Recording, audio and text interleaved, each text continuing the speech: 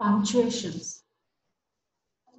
Punctuations is something that is used in the written medium to lend the right pauses and breaks to be able to convey the information in a more specific way. It is actually maybe slowly vanishing with this instant messaging and so much of electronic chatting medium that's going on, but it still has its own importance. Well, punctuations could be anything that are symbols which help us to organize the structure of written language, indicate intonation and pauses to be observed when reading aloud, or for that matter, to help avoid ambiguity in expression. So, how do we make use of this? And what are the situations where these punctuation marks are, after all, required? This has to be given its due importance because, especially when we are required to write essays, proposals, letters, it becomes necessary that punctuation marks are used because it is these punctuation marks that lend accuracy to a written text, while incorrect usage of punctuation can lead to miscommunication and most often confusion. So, what are these punctuations? Well, like I had already suggested, here also it is a similar point that is being mentioned, that punctuation has kept evolving from time to time. Uh, but there's another catch to it, that it is not, since we are trying to give importance to it, it does not necessarily mean that we have to use punctuation everywhere. Well, it is enough if it can be used where there is an actual need for it. Uh, Actually, like it was discussed earlier, we can see that punctuation was used, or actually that results in less punctuation than was the case in the early 20th century, or from what we can see over here. So it is actually something which acts as a style guide to be able to make the content more meaningful. And of course, there are certain rules which have to be followed to be able to use this punctuation in the right manner. And like we said, only when there is a need. Well, it is some sort of symbols, like I already said, or the name of marks which are used in writing. Well, while reading or even while speaking, actually, punctuation comes into picture more in the written medium. That is, when a certain text is being read out, reading is subject to the punctuation marks that are used in the text that is available over here.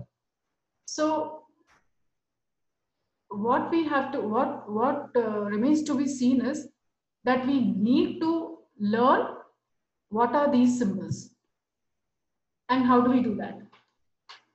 Well, the punctuation marks over here are the period or the full stop, then the comma, question mark, exclamatory mark, apostrophe, or an inverted comma, okay, which we also call as the quotation mark, the colon, semicolon, and ellipsis, hyphen, and see, we can see two dashes over here. One is an N dash and the other one is an M dash, which can actually be differentiated from the length of the hyphen that you can see over here, see over there.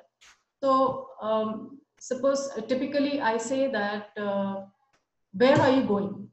So here I am intending to ask a question to somebody who's leaving. So obviously when it has to be a question and when it has to be perceived as a question in the written form, I will end this sentence, that is, where are you going, with a question mark. So when a person who is reading that sentence gets to know that it is meant to be, asking some sort of an information. And comma is something that you use while you need to take a pause when an individual is speaking. That is, suppose I just say, I want to take this example from the text that I have in front of me, the official prescribed textbook. The receipt required 4 sugar, eggs, and cream. So we need to see where the sentence actually requires a comma, that is a pause. Well, you can say the receipt required flour, sugar, eggs, and cream. So if we have to read together these three words, that is flour, sugar, and eggs, it might seem like a single word.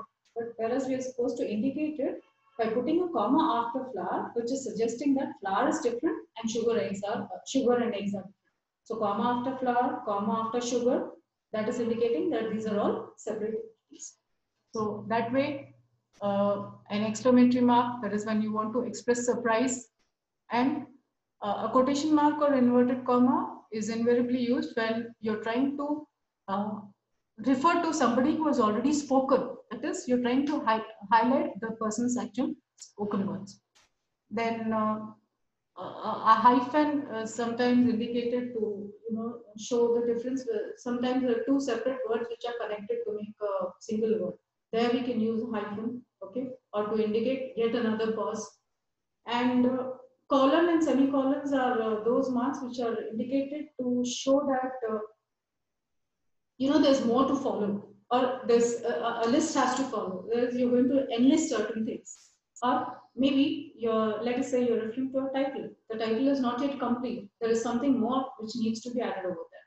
So the colon and semicolon are typically those punctuation marks which actually indicate that the information is yet to be completed.